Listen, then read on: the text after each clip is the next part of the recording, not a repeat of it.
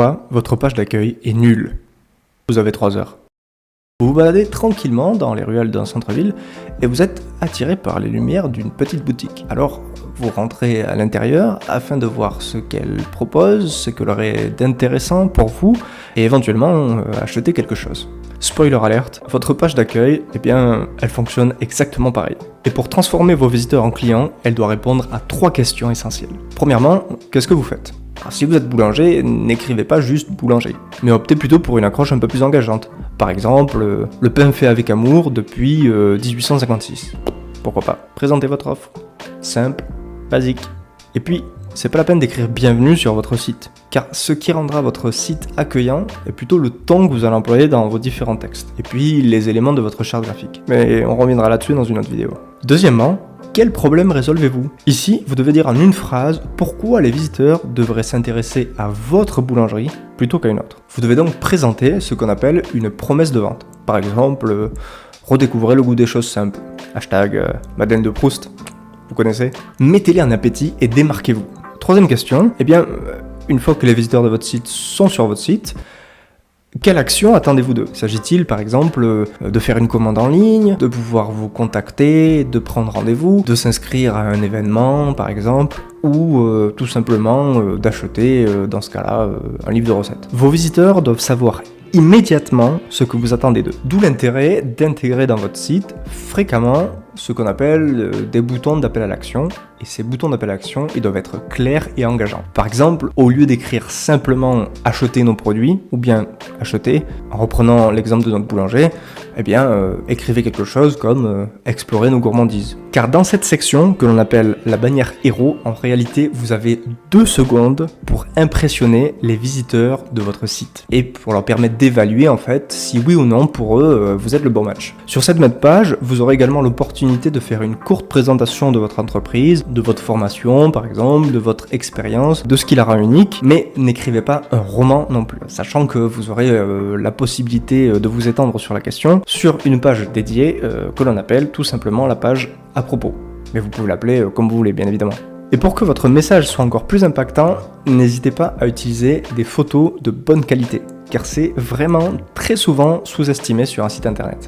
Utilisez donc des visuels qui parlent, par exemple des jolies pâtisseries tout juste faites, des photos de pain sortis du four, bref. Mettez vos visiteurs en appétit. Et moi-même, je commence déjà à saliver un petit peu quand même. Présentez ensuite succinctement vos produits et leurs particularités. Vous pouvez faire ça en 3-4 colonnes par exemple. Choisissez des phrases simples et toujours positives. Et pour mon boulanger, je pourrais écrire quelque chose comme la baguette multicéréale qui sublime vos plateaux de fromage. D'ailleurs, je pourrais même rajouter une petite note disant par exemple se marie très bien avec le fromage de brebis. Le Pays Basque. On t'aime. Ensuite, n'hésitez pas à ajouter des avis et commentaires clients. Cette section témoignage, en fin de compte, elle fait office de preuve sociale et elle est très importante. D'ailleurs, quand vous demandez des témoignages, je vous invite à demander toujours à vos clients comment ils vous ont trouvé, ce qu'ils ont pensé bien sûr de vos services et s'ils vous recommanderaient à d'autres personnes. Car dans les commentaires, ça va être extrêmement intéressant, surtout si vous avez une fiche Google My Business, ce qui vous permettra de gagner en visibilité aussi grâce au référencement. En fait, cette section, elle va être très importante parce qu'elle va permettre de démontrer preuve à l'appui que si d'autres clients ont été satisfaits par vos services et vos produits, en l'occurrence par vos pâtisseries ici, les visiteurs du site pourraient l'être aussi.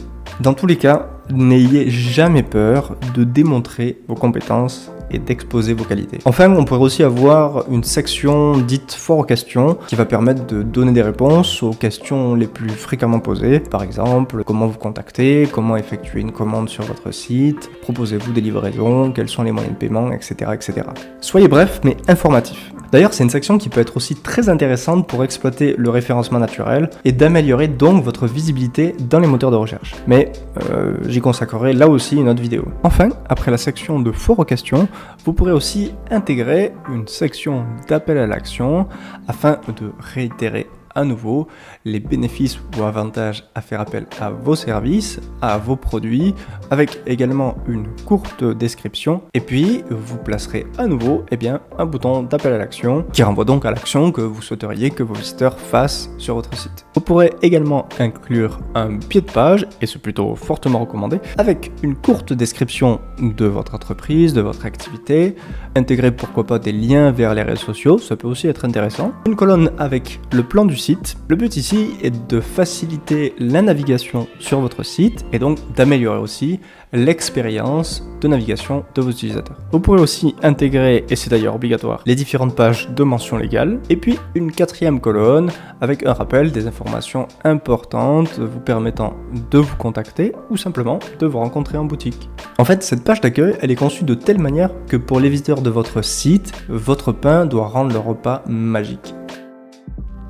Alors, est-ce que la page d'accueil de votre site répond à ces 3 questions? Cette vidéo est à présent terminée et si vous souhaitez améliorer votre visibilité en ligne et attirer plus de clients, je vous invite à vous abonner. Et si vous avez des questions ou que cette vidéo vous a plu, eh bien n'hésitez pas non plus à le dire en commentaire. Et en attendant de vous retrouver dans une autre vidéo, moi, je vous dis à la prochaine. Ciao!